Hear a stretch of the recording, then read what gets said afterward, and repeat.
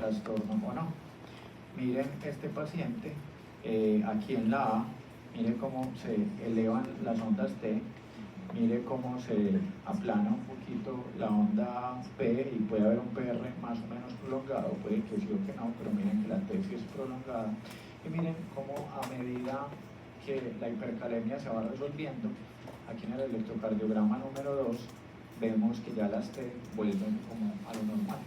Y esto puede pasar cuando usted le pone al paciente con hipercalemia, le pone insulina, le pone salbutamol, le pone diurético, lo dializa, pues depende pues cuál hubiera sido como la etiología que llevó al paciente ahí. Entonces miren ahí las T hiperagudas, que fue lo que les dije. Este otro, ya las T bajaron, tiene el PR largo, pero el electro se va normalizando a medida que usted va dializando el paciente. Miren este electrocardiograma, como un paciente con hipercalemia, a medida que lo dializamos, cómo termina con un electrocardiograma normal. Lo peor que puede pasar en la hipercalemia es cuando ya el QRS se empieza a abrir, se empieza a poner ancho. Esto es como antes de que el paciente pueda hacer pues algún tipo de arritmia maligna, listo. Entonces miren que el QRS se vuelve ancho, miren aquí las T que se vuelven hiperagudas, el PR largo, eso es lo que tienen que aprender como de hipercalemia. Y que a medida que uno va dializando el paciente o corrigiéndolo, lo va a terminar con un P normal, con un PR normal, con un QRS estrecho, si es que ese era el electrocardiograma de base del paciente.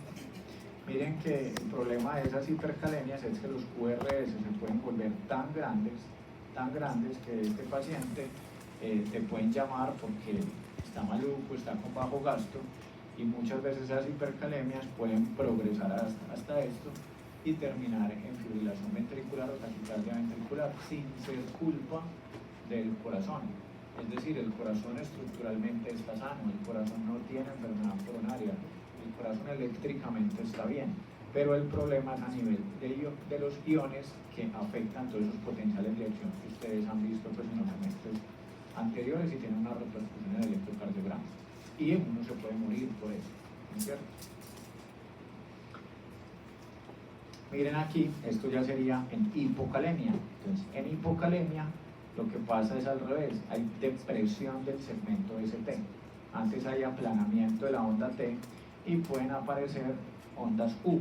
Acuérdense que las ondas U también pueden ser normales. Las ondas U hablan de la parte de la repolarización de la porción más basal del corazón o de los músculos papilares.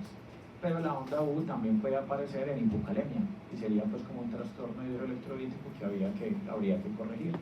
Y mucho cuidado porque puede haber prolongación del QT. ¿Ustedes saben qué es el fenómeno de R sobre T o no?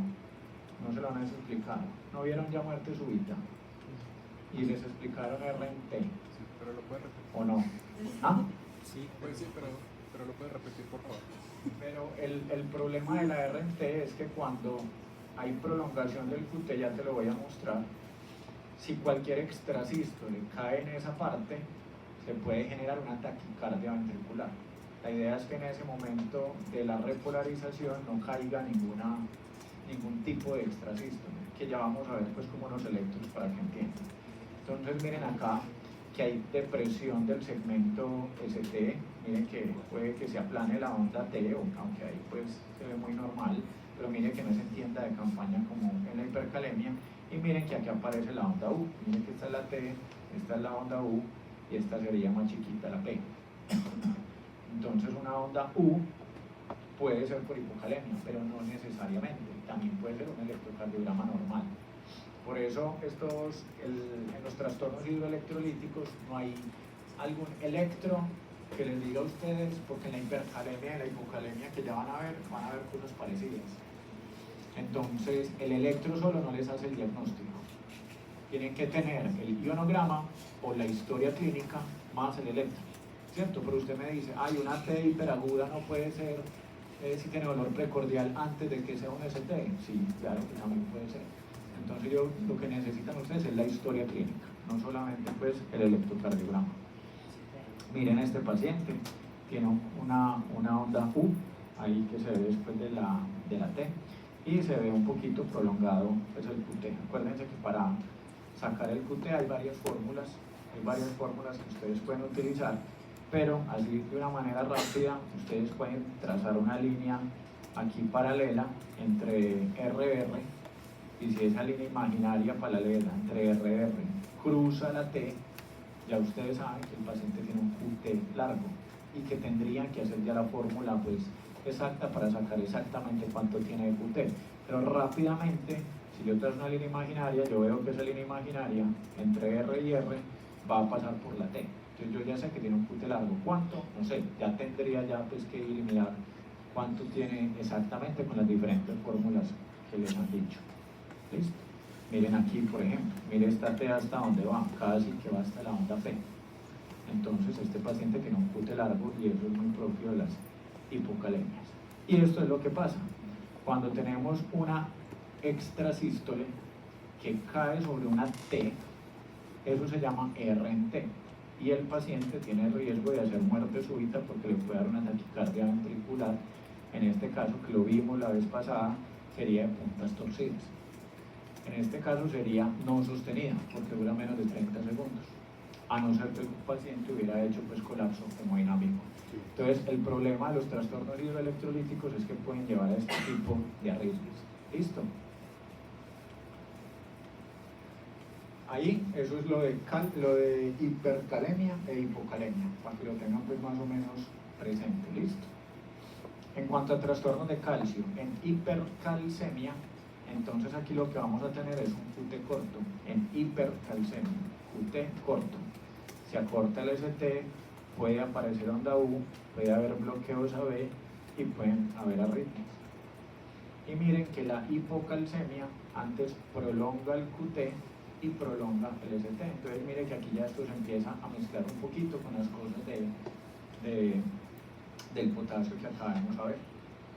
Entonces, este paciente tiene una hipercalcemia. Yo ya les dije que en la hipercalcemia el QT se vuelve corto. Ahorita vamos a mirar cómo es la definición del QT corto, pero mire que claramente el QT está tirado pues de una línea imaginaria hacia el lado izquierdo. Entonces esto puede ser expresado en un electrocardiograma en un paciente que tenga pues hipercalemia. Mire que no hay ondas U, no hay bloqueos AB, solamente hay el QT corto. ¿Listo? Miren aquí, en la hipercalcemia, aquí fuera de que hay un QT corto, también aparece la onda U, que ahorita también lo habían visto en la hipocalemia, pero en la hipocalemia no hablábamos de QT corto, antes hablábamos de QT largo, ¿cierto? Entonces ya esto sí es pues un poquito de memoria, pero es para que ustedes sepan todos los trastornos hidroelectrolíticos que pueden causar.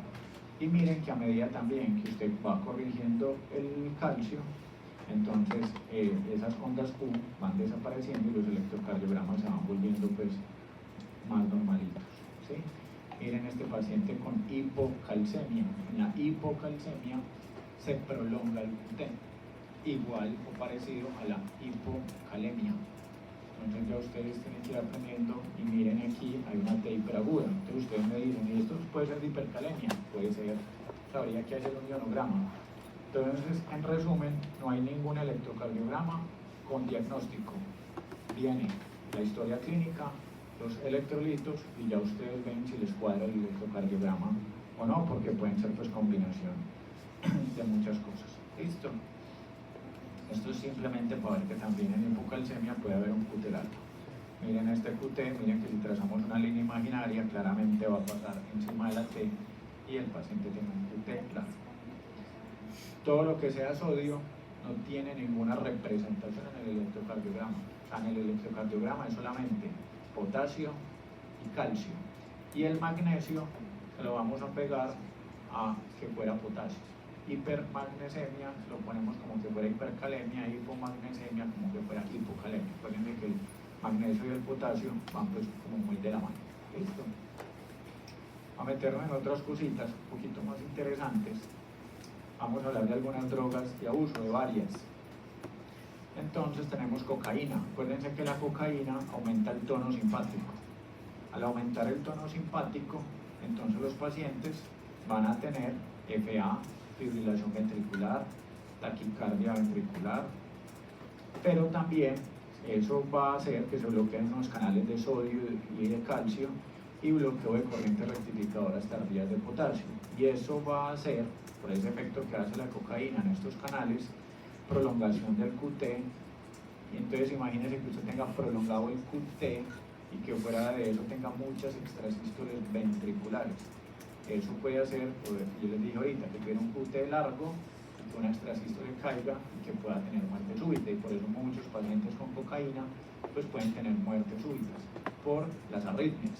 Y si usted le pone a un paciente con cocaína, alcohol, vómito, deshidratación, pueden haber muchas más alteraciones y por eso eso predispone mucho a arritmias.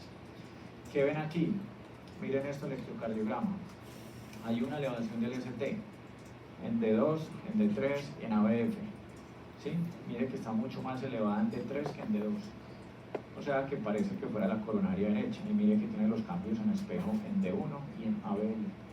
Entonces esto parece un infarto de la coronaria derecha. Incluso parece un infarto ya evolucionado porque miren la Q que hay tan grande en la pared inferior. Y vamos y le hacemos las coronarias y resulta que las coronarias son sanas, ¿sí? Entonces, ¿qué pueden pasar? Los pacientes con cocaína también pueden tener vasoespasmo, ¿cierto? Y si tienen vasoespasmo pueden presentar infartos, pueden elevar el ST porque la arteria se puede obstruir absolutamente toda. Si ese vasoespasmo dura mucho puede tener Q, puede quedar con cicatriz. Pero en este caso es por un infarto. Después, cuando estén más grandes, van a ver los diferentes tipos de infarto, pero en este caso no sería por una placa de colesterol, sino que sería, se llama tipo 2, que es por aumento en la demanda para la oferta. O sea, el vaso se tapa y el corazón está toda, porque está con mucho simpático, y obviamente no hay sangre para ese territorio y el corazón se infarta. Pero no es por una placa de aterosclerosis, sino por cocaína o por vasoespasmo. Ustedes le darían a un paciente con cocaína, le darían beta bloqueador, ¿o no? O sea, si ustedes llegan, están en urgencias, en el pueblo o en donde estén haciendo el rural, y llega un paciente con cocaína, taquicárdico, hipertenso, sudoroso, excitado, con dolor en el pecho, ¿ustedes le darían beta bloqueador, o no? ¿Por qué? Que se pueden ir a los alfa 1. Hay competencia beta 2 alfa 1, y si los beta bloqueamos, aumenta la velocidad. Entonces, si tú lo beta bloqueas, le quitas todos los receptores beta y quedan todos los alfa libres. Entonces, antes empeoraría la taquicardia y empeoraría la hipertensión, a no ser, o le puedes dar, cuando vean terapéutica, van a ver que también existe el carvedilol, que tiene un efecto alfa y beta. Lo podría uno considerar, ¿cierto? O la betalol, o le pueden dar clonidina, que es un antihipertensivo que lo que hace es inhibir el simpático. Entonces, de alguna manera pueden controlarlo de otra manera, pues por otra vía. Pero beta bloqueador puro podría antes darles un rebote en la hipertensión y en la taquicardia y empeorar el paciente. Entonces, mucho ojo porque uno se vería tentado, si está taquicárdico hipertenso, a poner un beta bloqueador, pero en el contexto de cocaína quedarían todos los receptores alfa libres y toda esa anfetamina que hay circulando se va a pegar y el efecto va a ser pues todo lo contrario y peor. ¿Okay? Hay una cosa que se llama, para que vayan viendo, que es R's en ABRs, R's en ABRs, ¿sí? Mire que hay R en ABR, eso es un signo de mal pronóstico en intoxicaciones. Pacientes con cocaína, con R en ABR, tiene más riesgo pues como de muerte súbita o de progresar pues como mal. ¿Listo? R en ABR. Miren esto. Esto se parece a un síndrome de Brugada. Ahorita al final vamos a ver cómo es un síndrome de Brugada. El síndrome de Brugada es como una aletica en tiburón. Pero hablamos de patrón de Brugada cuando hay otra cosa que me da una semejanza pero que no es un Brugada. Entonces la cocaína puede elevar el ST de esta manera en B1 y B2 y ser un patrón de Brugada. No se dice síndrome porque el paciente en realidad no tiene ninguna canalopatía, es un patrón. Por ejemplo, los niños chiquitos que hacen fiebre pueden hacer el patrón de Brugada y se les quita la fiebre y se les quita ese patrón de Brugada. Decimos que es patrón porque se parece. pero no es nada que tenga que ver con un Brugada. Por eso es muy importante el contexto clínico en el que están revisando el electro. Miren aquí, eso es como que fuera un Brugada, 100%, pero si yo les digo que está en el contexto de cocaína, entonces ya no lo puedo yo asegurar. Si me dicen que es un pelado que estaba haciendo ejercicio y se desmayó y que no consume absolutamente nada, yo sí pensaría más en el síndrome de Brugada. Entonces miren que es muy importante como el contexto clínico. ¿Listo? Tenemos otro de los medicamentos de abuso, que sería el etanol. Entonces el etanol puede hacer varias cosas. Cuando la gente empieza a tomar, aumenta el tono simpático, ¿sí? Pero después de un tiempo, ahí es un tono vagal. Entonces depende de la fase que usted coja al paciente, puede tener o taquicardia sinusal, incluso fibrilación auricular, que es lo que se llama el corazón de fiesta, o taquicardia atrial, pero todo es inducido por simpático. O usted también puede tener aumento del tono vagal, y eso le va a dar prolongación del PR, del QRS y un tutelato. Entonces miren todas las cosas que pueden pasar. Si usted mezcla, digamos, etanol, cocaína, si le da diarrea, si no come, si vomita, tiene trastornos hidroelectrolíticos, empiezan a pasar un montón de cosas que lo pueden llevar a tener arritmias, y por eso es cuando llegan esos tipos de pacientes siempre se les ponen líquidos para hidratarlos, ¿sí? Y para reponer después como las cosas. Tenemos intoxicación por digoxina. Acuérdense que la digoxina es un medicamento que se utiliza en falla cardíaca y también en fibrilación auricular para el control de la respuesta ventricular. Se utiliza más para esto segundo que para lo primero, pero para ambas pues está descrito. La digoxina es un medicamento que tiene unos niveles terapéuticos que son muy cercanos a los niveles de toxicidad. Entonces, los pacientes se pueden intoxicar muy fácil con la digoxina, sobre todo si tienen enfermedad renal crónica, que es donde no debería uno pues como utilizarlos. Y en la intoxicación por digoxina hay esto que se llama en el electro una cubeta digitálica. En los libros lo van a leer así, como cubeta digitálica. Cuando tengan un paciente con digoxina y que vean que está con este ST así como deprimido, deben considerar o hacer niveles de digoxina en sangre para ver que no esté el paciente intoxicado. Los pacientes también se ponen a ver amarillos, pues ven amarillo.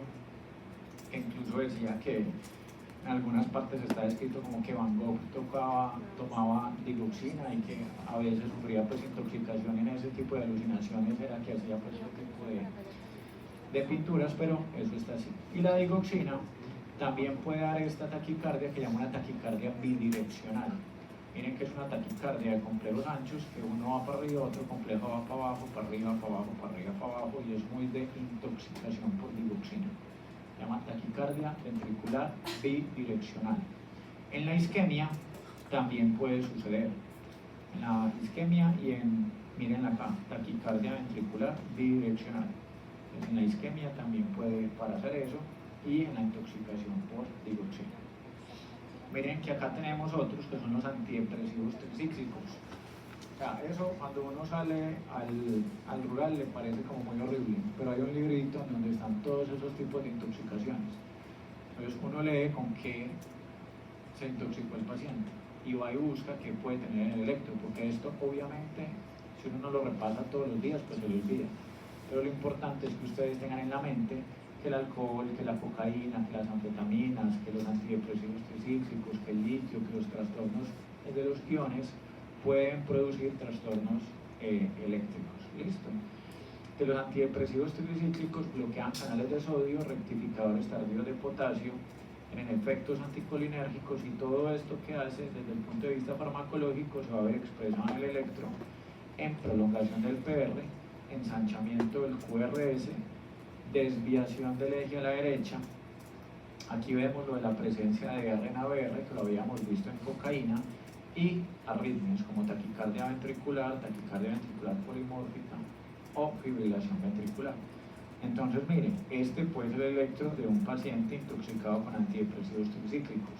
Yo les dije, tiene eje derecho, entonces miren que D1 es negativo y ABF es positivo, eje derecho. QRS prolongado, QRS prolongado. IR prominente en ABR. Esto puede ser un electrotípico de un paciente intoxicado por antidepresivos tricíclicos. ¿Listo? Y miren que eso puede progresar a un electrocardiograma así. Parecido al de la hipercalemia que vimos ahora. Sí, claro, un parecido al de la hipercalemia que vimos ahora. Entonces, de ahí es donde se vuelve muy importante el interrogatorio, los antecedentes personales, qué pastillas toma el paciente, cómo está la creatinina, cómo tiene el potasio, y por eso se mandan pues como varios exámenes. ¿Listo?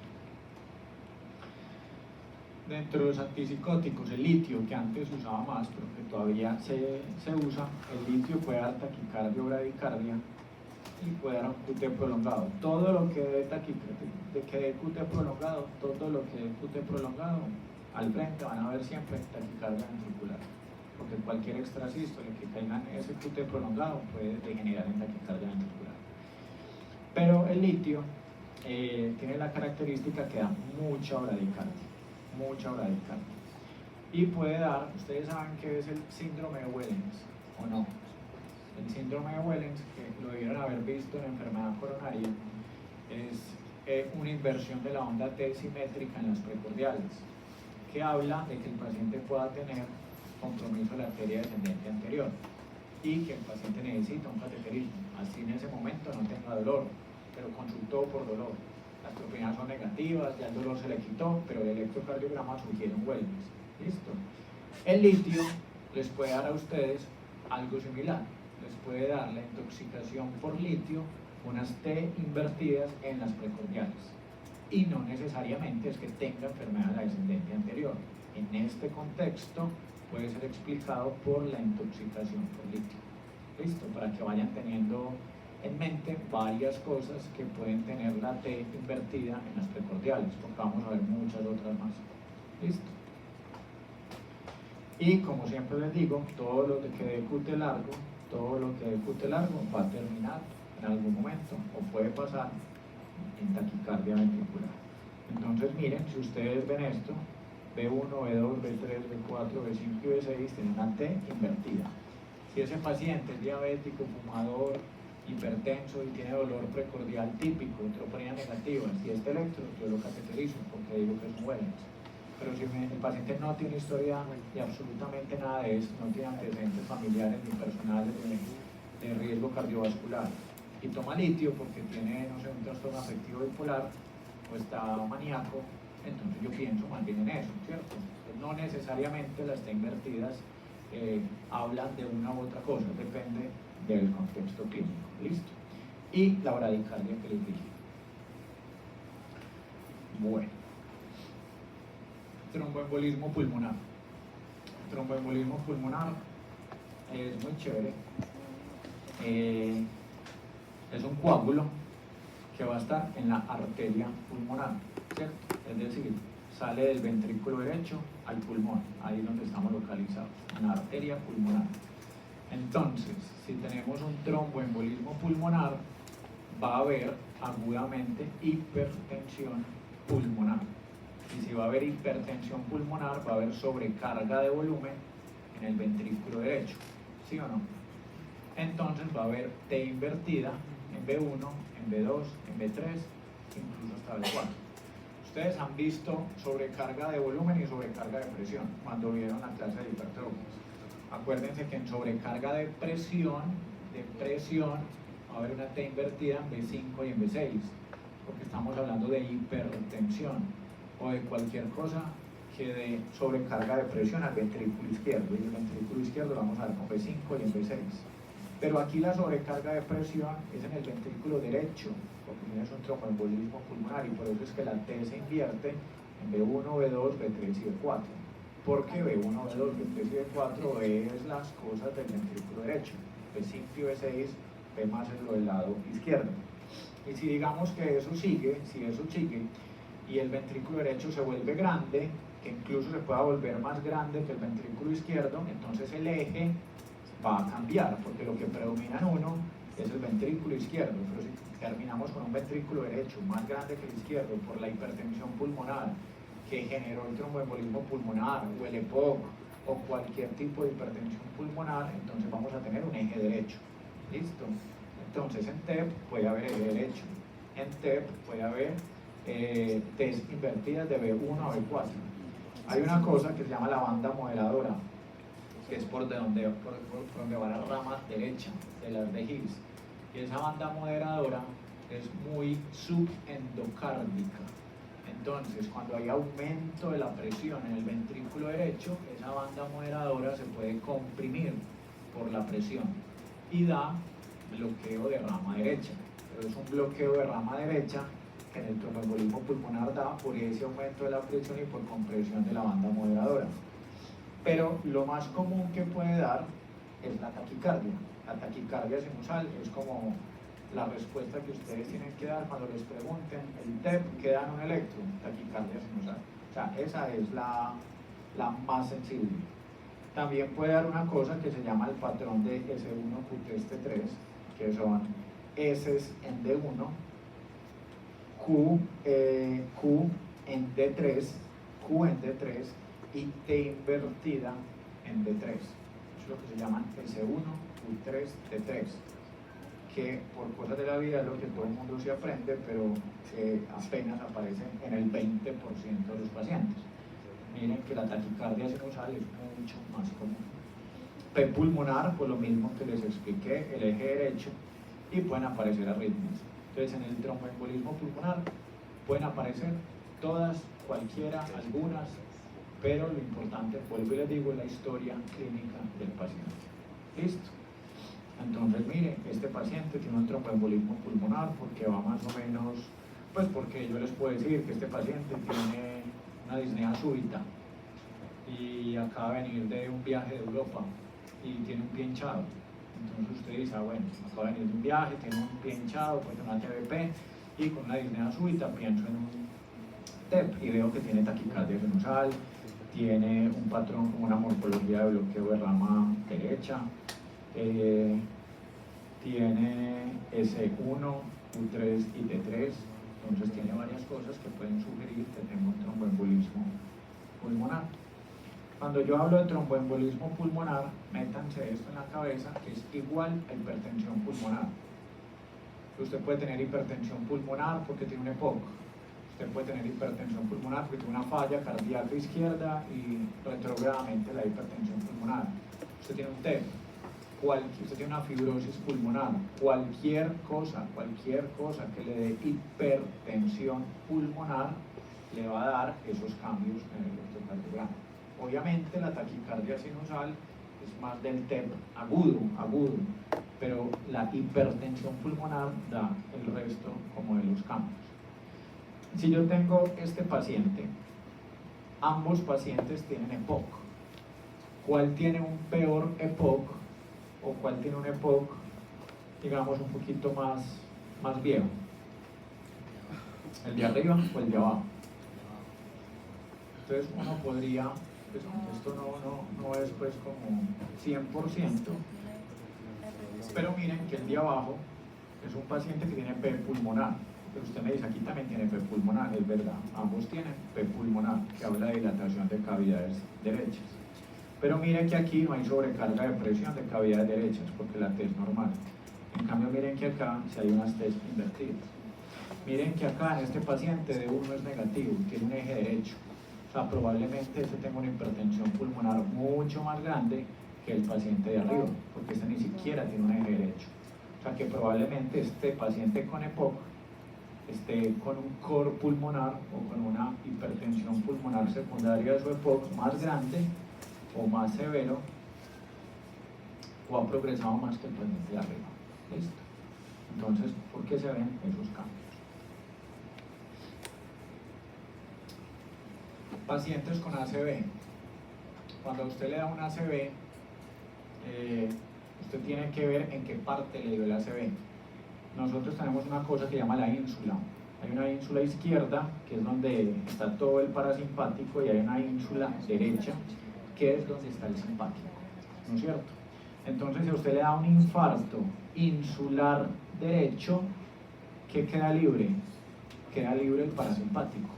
Entonces es el paciente con ACV que va a llegar bradicárdico, hipotenso, con bloqueos AB, incluso con puras cosas parasimpáticas. Pero hay otros pacientes que les da un infarto en la ínsula izquierda, y entonces llegan ¿con qué? Con todo lo simpático. Llegan con taquicardia sinusal, llegan con FA, llegan con extrasístoles, llegan con aumento de la extrasistolia ventricular. Entonces es muy difícil a interpretar para Juanjo y para María Clara un Holter en esos contextos, porque depende de donde le hubieran dado el infarto, ¿no es cierto? Entonces es muy importante, depende de donde le dé a uno el infarto, si predomina lo simpático o si predomina lo parasimpático. Sin embargo, y esto es muy común, cuando hay hemorragia subaracnoidea, puede haber una T invertida en las precordiales.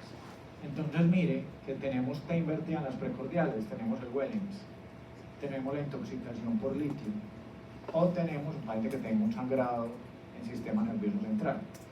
Entonces, si un paciente llega con una hemorragia subaracnoidea y tiene este electro, no me lo interconsulten que porque creen que tiene un Wellens o angina o que hay que cateterizarlo, ¿cierto? Porque por el contexto clínico que ustedes tienen, lo más probable es que sea secundario a la hemorragia subaracnoidea que tienen. Miren esto, paciente con hemorragia subaracnoidea da un electrocardiograma así. Vean el QT tan largo que tiene un QT gigante, pero tiene una T invertida en todas las precordiales y eso puede ser simplemente por hemorragia subaracnoidea. ¿Listo? Hipotermia. Esto no se ve tanto en Colombia, pero en otros países sí se ve más. Y es que la hipotermia da mucha bradicardia y da una cosa que llamas onda J de Osborn, que es esto. Los pacientes que están en hipotermia, que se pierden por ahí o en algunas partes pues frías, da esta onda que ven aquí después del QRS. Miren que la ven aquí en todas las precordiales, más bradicardia, que es común en los pacientes con hipotermia. ¿Con qué se quitan? Nada, calentándolos, ¿cierto? Son trastornos que se dan a nivel de electrocardiograma con ciertas cosas. Miren aquí, hipotermia, miren aquí la onda J de Osborn se llama, descrita en el paciente con hipotermia. ¿Ok? Tenemos otra que es la pericarditis. La pericarditis, acuérdense que es una inflamación ¿de qué? Del pericardio, que es la capa que recubre el corazón. Y nosotros podemos ver en este electro que hay un poquito de elevación aquí en D1, hay un poquito de elevación en D2, hay un poquito de elevación del ST aquí en B6. Entonces la primera pregunta es, cuando usted tiene un paciente con elevación del segmento ST y es un infarto, tiene que estar normal. Pues un paciente con elevación del ST no está normal, está muy maluco, con dolor en el pecho obviamente y con troponinas positivas. Pero si usted tiene a alguien joven o viejo, no importa, con una infección viral en los meses anteriores o en los días anteriores, o que clínicamente tiene elevación del ST y usted lo ven tranquilo, pues uno ya empieza a pensar que no es un infarto, porque clínicamente no es como se manifiesta un infarto. El del ST está maluco. Entonces, si ustedes ven fuera de eso, ¿qué tiene que ver D1 con D2, con B6? Absolutamente nada. Es muy poco probable que usted tenga a alguien al frente, sentado, un paciente con elevación del ST difusa en varias partes y que sea por un infarto. Es muy raro. Fuera de eso, miren que acá la concavidad con la que se eleva el ST es más como, les digo yo siempre, como en carita feliz, ¿cierto? Mire que la del infarto es más cóncava. En el infarto hay una elevación del ST, pero más cóncava, que es más como en carita triste. La del ST es más así, en carita feliz. Y lo más patognomónico de la pericarditis es la elevación del PR en ABR, o otros lo pueden aprender como depresión del segmento ST. Pero miren aquí, elevación del ST en D1, carita feliz, elevación del ECT en D2, carita feliz, elevación del ECT en B3, en B4, en B5, en B6, y el paciente tranquilo. ¿Le duele el pecho? Pues sí, le duele, pero está tranquilo. Está en el celular, está relajado, usted lo ve, hemodinámicamente está estable. Entonces piensa uno más en pericarditis, y cuando vas a ver ABR, vemos elevación del PR en ABR. Entonces esto es un electro mucho de pericarditis, para que no vayan a trombolizar a un paciente de esto, someterlo a un cateterismo o someterlo a un riesgo de algo pues innecesario. ¿Listo? Cuando uno tiene pericarditis,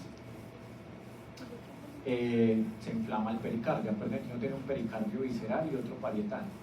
Y entre esa capa de pericardio visceral y parietal caben más o menos 50 centímetros de líquido pericárdico, un poquito más o menos. Pero si eso se irrita, empieza a producir y a producir y a producir líquido. Y en una de las complicaciones puede ser que usted tenga un tamponamiento cardíaco. Pero otras cosas que ustedes pueden ver es que puedan tener alternancia eléctrica. Y a la alternancia eléctrica le habla de que está irritado ese pericardio. Miren cómo hay un QRS más grande, uno más chiquito, uno más grande, uno más chiquito. Ahí no se ve muy bien, pero miren aquí sí, uno más grande, uno más chiquito, uno más grande, uno más chiquito. ¿Qué vemos aquí? ¿Qué les llama la atención? Que miren que tiene bajo voltaje. ¿Listo? ¿Cómo definimos bajo voltaje? Bajo voltaje se define que el QRS dure menos de 10 milímetros, menos de 10 milímetros en las precordiales o menos de 5 milímetros en las extremidades. ¿Sí? 5 milímetros en las extremidades o 10 en las precordiales. O sea, sumando lo que tengan de R y lo que tengan de S. Si eso es más bajito, habla de bajo voltaje. ¿Y por qué bajo voltaje? Porque usted pone las chupitas acá y eso ve el músculo. Pero si hay líquido de por medio, o mucho líquido de por medio, pues el voltaje va a estar más disminuido. Entonces eso les habla de que puede haber algo de derrame pericárdico. ¿Ok? Tenemos acá lo que ya les había dicho, de la alternancia eléctrica. Miren aquí que la alternancia eléctrica se ve pues mucho más bonita, y esa puede ser una complicación de derrame pericárdico. Y tenemos otra cosa, que es cuando usted tiene esto, alguien como ustedes, joven, puede tener esto que se llama repolarización precoz.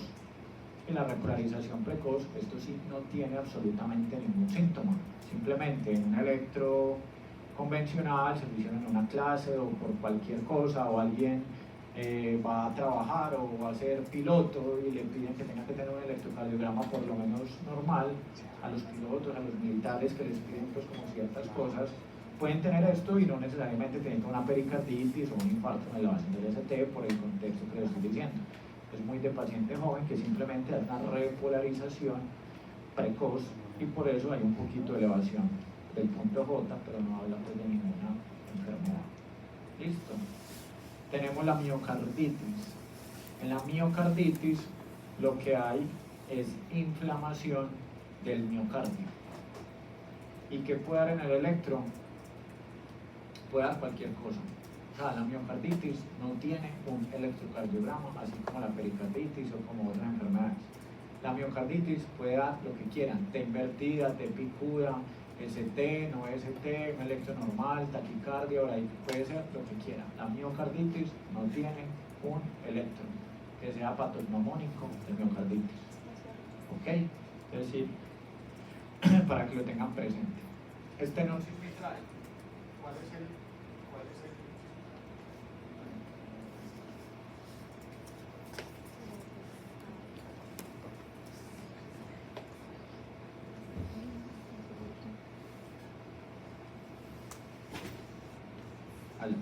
¿Cuál es el problema de la estenosis mitral? El problema de la estenosis mitral es que se estrecha la válvula mitral, que puede ser por muchas cosas, reumática, calcífica, esclerosis, por lo que sea, pero se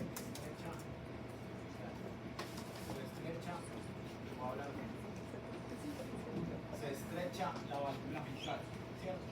Si la válvula mitral se vuelve estrecha, ¿qué pasa de ahí para atrás? ¿De dónde se va a acumular la sangre? En la aurícula izquierda.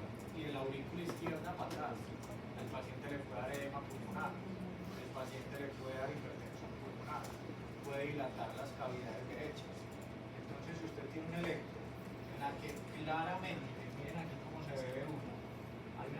dilatación severa de la aurícula izquierda, es porque algo está pasando en la mitral. Claramente algo está pasando en la mitral. Y si ustedes ven, ya vieron la clase de hipertrofias, tienen R's en B1, eso no es normal. Tiene S's en B6, eso no es normal. Acuérdense que usted tiene R's en B1 y S's en B6 mayores de 7 milímetros, o la suma de las R's en B1 y las S's en B6 mayores de 10 milímetros, en presencia de un eje derecho, porque mire que D1 es negativo y ABF es positivo, tiene que pensar en hipertrofia del ventrículo derecho. Entonces, si usted tiene dilatada la aurícula izquierda y dilatado todo el lado derecho, pues todo sale de que posiblemente tenga una estenosis mitral o alguna valvulopatía mitral. ¿Listo? Si usted tiene por el contrario una estenosis aórtica, ¿quién es el que tiene que bregar con la estenosis aórtica? El ventrículo izquierdo, que va a tener una poscarga elevada, porque va a tener algo que lo está obstruyendo. Entonces aquí vamos a tener es hipertrofia del ventrículo izquierdo. Entonces ustedes vieron la clase de hipertrofia del ventrículo izquierdo. Pero uno lo que tiene que pensar es por qué el paciente tiene hipertrofia del ventrículo izquierdo. Una hipertensión mal controlada, tiene una estenosis aórtica, tiene una coartación de aorta, o qué está haciendo que el paciente tenga esa hipertrofia del ventrículo izquierdo. Entonces acuérdense que donde sacan Sokolov, que sacan Cornell, que sacan todos los procesos. Miren que aquí también está dilatada la aurícula izquierda, por lo mismo, porque se están dilatando son las cavidades izquierdas. Tenemos otra cosa que se llama la cardiopatía chacásica. Eso no es tan común en Medellín, pero sí es muy común en Colombia. Pues Colombia está entre los países que tienen chagas en el mundo. Es poco común en el mundo, es común en Colombia, pero no es común en Medellín, ¿cierto? Pero con tanto para gente que viene a Medellín o venezolanos, que en Venezuela sí es muy común, entonces los pacientes tienen unas cardiopatías dilatadas y da morfología de líquido de rama derecha. Eso es muy común en pacientes que tienen chagas. Listo, es una enfermedad infecciosa. ¿Okay? Y hay otro tipo de cardiomiopatías, que simplemente pues se los doy como para que ustedes sepan. Hay unas cosas que se llaman cardiopatías restrictivas o infiltrativas. Y lo que ustedes tienen que ver es si hay una disociación entre el electrocardiograma y el ecocardiograma. Si ustedes tienen un ecocardio que les dice que el corazón es hipertrófico, el ventrículo se ve grueso, y en el electro no tienen hipertrofia, ¿es por qué? Porque probablemente lo que ustedes ven hipertrófico, el ecocardiograma le reporta como hipertrófico, no es músculo. Porque el electro lo podría, ¿no es cierto? Puede ser infiltración. Entonces que no sea hipertrofia de músculo, sino que lo que es una cardiopatía infiltrativa. Una amiloidosis, una sarcoidosis, una mucomatosis, un Fabry, cualquier tipo de patología infiltrativa. Infiltra el corazón, se ve grueso, pero en el electrocardiograma no vemos absolutamente nada de hipertrofia. Entonces esa mala disociación les habla a ustedes, esa disociación les habla a ustedes de cardiopatías restrictivas infiltrativas. ¿Listo? Tenemos otra enfermedad que se llama la cardiomiopatía hipertrófica. La cardiomiopatía hipertrófica es una enfermedad genética en la que el ventrículo se vuelve grueso.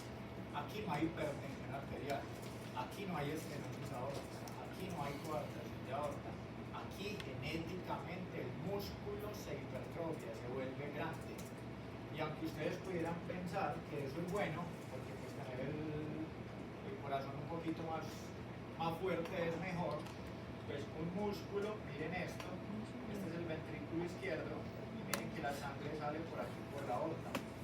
Y miren que si se infiltra, se hipertrofia el septo interventricular, puede haber una obstrucción del tracto de salida a ese ventrículo izquierdo. Entonces ahí sí muy bueno.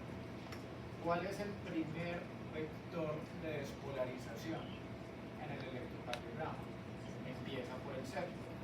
Entonces si tenemos un septo grueso, vamos a tener una onda Q que va a ser muy grande, y en D2, en D3, en ABF. Pero miren que esta onda Q es diferente a las ondas Q que han visto en infarto. Generalmente en infarto, la Q dura más de 40 milisegundos, porque es un músculo muerto que obviamente no va a conducir bien. Pero es que aquí no hay nada muerto, aquí simplemente es un super centro. Entonces hay una Q grande, pero miren que baja e inmediatamente sube. Eso no se demora ni 40 milisegundos. Entonces cuando uno ve estas Q, se llaman Q en sable, habla de cardiomiopatía hipertrófica por hipertrofia del septo. Pero tenemos otra que se llama la cardiomiopatía hipertrófica apical. Y aquí no se hipertrofia el septo, sino que es hipertrofia es toda la pared apical. Y da un electrocardiograma muy común que es este, que es unas ondas T invertidas en B3 o en B1, B2, B3, B4, B5, B6. Entonces miren como las T invertidas ya tenemos Wellens, tenemos litio, tenemos hemorragia en el sistema nervioso central, o podemos tener una cardiomiopatía hipertrófica apical. ¿Listo?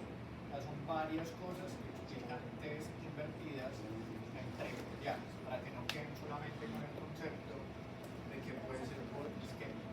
¿Listo? Hay otra enfermedad que no sé si han escuchado, que se llama cardiopatía ritmogénica del ventrículo derecho. También hay cardiopatía ritmogénica del ventrículo izquierdo. Digamos que esto empezó con cardiopatía ritmogénica del ventrículo derecho. Y es que el ventrículo derecho se llena o se infiltra de grasa. Se infiltra de grasa el ventrículo derecho. Y eso en el electrocardiograma lo vamos a ver una cosa que se llama una onda epsilon. La onda epsilon es como esta cosita que ven aquí en B1, en B2 y se pueden ver en B3. Acuérdense que el QRS es la despolarización de ambos ventrículos.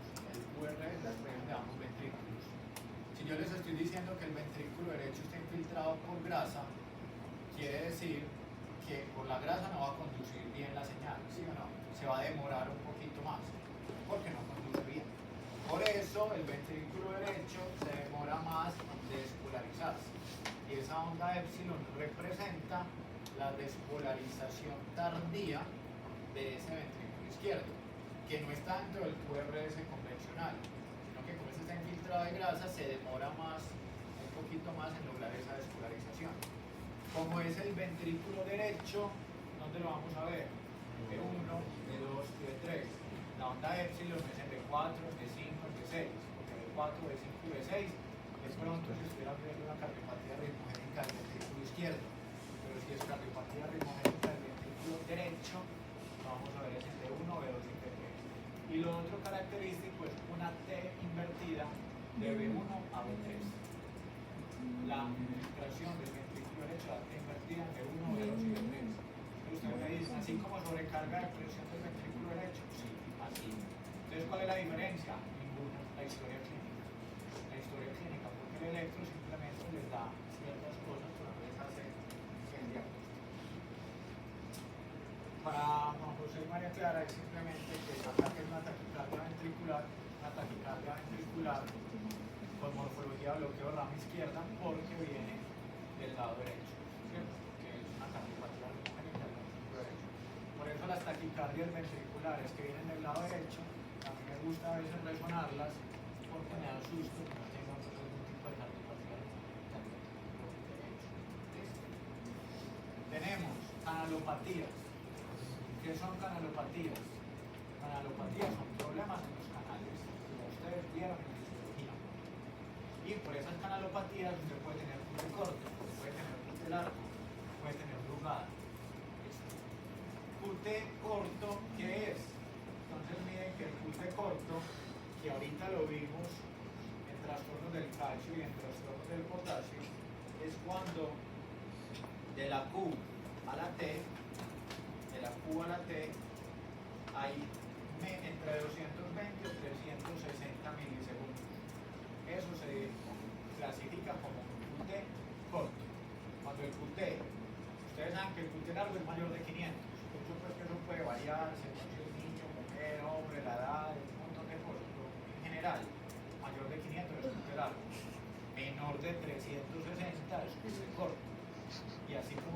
largo es malo, el QT corto también es malo, porque ambos predisponen. Y esto se da, miren aquí, que es muy bonito, en que si usted tiene la salida de potasio, la entrada de calcio antes del tiempo en la repolarización, pues va a acelerar la repolarización de ese sistema de conducción y eso se va a traducir obviamente en el electrocardiograma en un QT que va a ser más largo. ¿Sí? Y por eso aquí vemos QT corto. ¿Sí? Diferente a este ejemplo.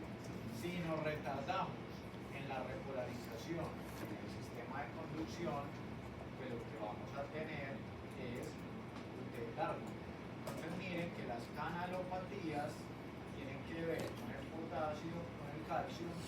Si se demora mucho para repolarizarse, QT va a ser largo. Si se demora muy poquito para repolarizarse, el QT va a ser corto. Y por eso es que los trastornos hidroelectrolíticos, que les expliqué al principio, prolongan o acortan el intervalo QT, depende de lo que esté predominando en ese momento, ¿cierto? Y eso que hasta hay que sumarle, ustedes ya vieron potenciales de acción, que hay una fase 0, fase 1, si a eso le ponemos simpático, parasimpático, por cocaína, por alcohol, todo eso da las variaciones que ustedes quieran. Entonces, vuelvo y le repito por 20ª vez, el electro solo no les hace el diagnóstico, porque ahí configura un montón de cosas de iones, de sistema nervioso autónomo. ¿Listo? Como siempre les he dicho, después de QT largo que va, taquicardia, que es como lo peor que puede pasar. ¿Cierto? Pero digamos que estos QT no están asociados a problemas de iones. Estos son ya problemas que llaman canalopatías genéticos que usted nació con ese problema y que se le puede expresar en algún momento y que muchas veces debuta como muerte súbita. Que si se aborta, de buenas, y habría que poner un desfibrilador, pero si no, pues se muere, y puede ser la primera manifestación. ¿Okay? Este sí sería el síndrome de Brugada. Hay dos síndromes de Brugada. Está el síndrome de Brugada tipo 1, que es este de la aleta del tiburón, y está el síndrome de Brugada tipo 2, que es el que se conoce como silla de montar. Eso tiene unos criterios exactos de cómo debe ser, pero no se los tienen que saber ustedes, pero eso tiene unos criterios exactos de cómo debe ser Brugada tipo 1 o tipo 2. El Brugada tipo 2 sugiere síndrome de Brugada, pero no hace diagnóstico de Brugada. El Brugada solamente lo va a dar el tipo 1. Entonces, si ustedes tienen un síndrome de Brugada tipo 2, tienen que poner al paciente a hacer una prueba de esfuerzo. Y muchas veces esa silla de montar termina cuando hace la prueba de esfuerzo así. Entonces, si ese tipo 2 se convierte en tipo 1, entonces ya usted sí puede hacer el diagnóstico de síndrome de Brugada. Pero se hace es en una prueba de esfuerzo. ¿Listo? Brugada tipo 1 y Brugada tipo 2. Y usted dice, ¿y qué importa yo tener un síndrome de Brugada? Pues eso ¿qué importa? Como todas las canalopatías terminan en esto. Y es que los Brugadas terminan en taquicardia ventricular o síncope, pero el síncope generalmente pues es por eso. Por eso es muy importante en los estudios de síncope revisar el electrocardiograma, ¿sí? O el monitoreo Holter. Si le va a hacer a un paciente con síncope, mirarle la parte eléctrica, que no tenga canalopatías. Listo. Tenemos la vía accesoria, que la otra vez hablamos un poquito de esto. Esta sería una vía accesoria que antidrómica, porque mire que baja por la vía accesoria. ¿Cómo sé que baja por la vía accesoria? Porque tiene preexcitación, no tiene PR. Si no tiene PR, todo lo que tenga PR es porque baja por el nodo AB. Pero si aquí no hay PR es porque no baja por el nodo AB. Por eso es que tiene la preexcitación, porque hay P e inmediatamente pasamos al ventrículo. Y como estamos pasando el ventrículo por el músculo, el QRS empieza siendo ancho. ¿Sí? Entonces, esto es una vía accesoria antidrómica o Wolff-Parkinson-White o una preexcitación. Todo es como lo mismo. ¿Listo? Entonces miren aquí, hay un PR que es prácticamente inexistente, y miren cómo aquí hay una onda delta chiquita y empieza el QRS. Este paciente es el que yo les dije en la clase pasada, que si lo ponemos a hacer ejercicio, va a dar una taquicardia de complejos anchos, pero que es de origen supraventricular. ¿Por qué? Porque de base está preexcitado. Entonces se sabe que corriendo o en taquicardia sinusal, pues va a dar complejos anchos. ¿Listo? Esto es lo mismo, no confundan esto con un bloqueo de rama izquierda. Miren que tiene P, que no hay PR, no hay PR, no hay PR, y no hay PR precisamente porque no baja por el nodo B. Entonces esto es una onda que está preexcitada. Por ejemplo, Juanjo y María, que tiene esta morfología, uno piensa que es una vía accesoria que está en el lado derecho, porque también así como en las extrasístoles que uno las localiza, usted también puede localizar en dónde está la vía accesoria según la presentación en el electrocardiograma, y para eso pues hay también algoritmos. Listo. Otra cosa, dextrocardia. Uno cómo sabe que el paciente tiene una dextrocardia, o uno cómo sabe que el electrocardiograma quedó mal tomado. Entonces miren el electrocardiograma. ¿Qué hay llamativo en este electrocardiograma? Que D1 tiene la P negativa. La P nunca puede ser negativa en D1, no puede ser, porque D1 lo ponemos en esta mano derecha, en esta mano izquierda. D1 es en la mano izquierda, y si el corazón está aquí y el sinusal siempre va a tener un eje izquierdo, entonces D1 siempre va a tener la P positiva, siempre va a tener la P positiva. Si la tenemos negativa, entonces aquí yo ya empiezo a pensar que aquí está pasando algo. O lo tomaron mal, o es que el corazón está al otro lado. Entonces por eso D1 está viendo que se aleja, pero porque el corazón está al revés. Entonces yo voy y me fijo en las precordiales. Acuérdense que las precordiales empiezan siendo más negativas y se van volviendo positivas, porque nos vamos acercando en B6 al ventrículo izquierdo, que es como el más grueso. Esta es la evolución normal de las precordiales de un electro. B1 y B2 más grande y B6 más chiquito. No. Entonces no cuadra que usted tenga la P negativa en D1 y la evolución de las precordiales no sea la correcta. Entonces llegamos y D1, que es en el lado izquierdo, lo ponemos en la mano derecha. Y ahí mismo la P se vuelve positiva.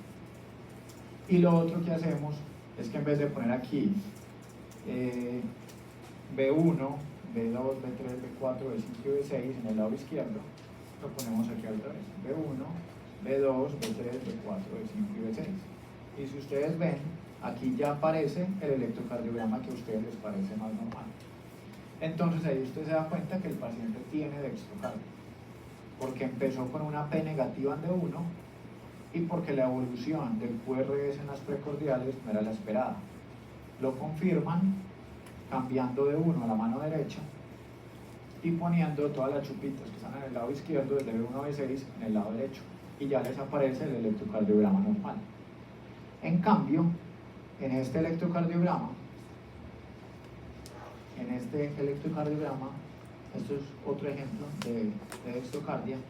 Miren, P negativa, y la evolución del QRS es muy anormal. Entonces en este paciente yo pienso que tiene una dextrocardia. Pero miren este paciente, ¿cómo está la P? Negativa. ¿Sí? La P está negativa. Entonces yo ya digo, aquí ya las cosas van mal. O está mal tomado, o tiene dextrocardia. Pero ¿cómo es la evolución del QRS en las precordiales? Completamente normal. Entonces eso no cuadra. Lo más probable es que hubieran cambiado de 1 por ABR y lo hubieran puesto mal. Entonces, lo primero es fijarse en que la P, cómo están de 1, ¿sí? Y cómo es la evolución del QRS en las precordiales. Si la evolución del QRS en las precordiales es normal, pues no puede tener dextrocardia. Lo que está mal puesto son los cables. Pero si la P es negativa de 1 y la evolución en las precordiales tampoco es la correcta, lo más probable es que tenga entonces una extirpación. Listo.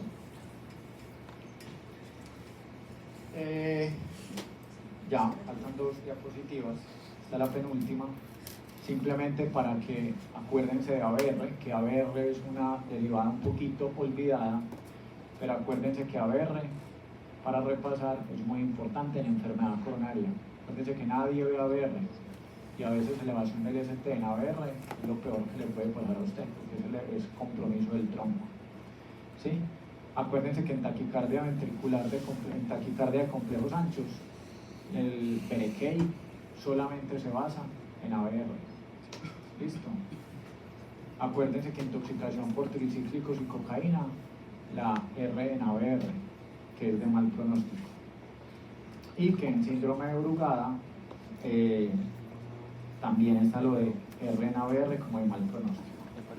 Y acuérdense que uno no puede tener R's en B1. Las R's en B1 siempre serán patológicas, a no ser que sea un niño.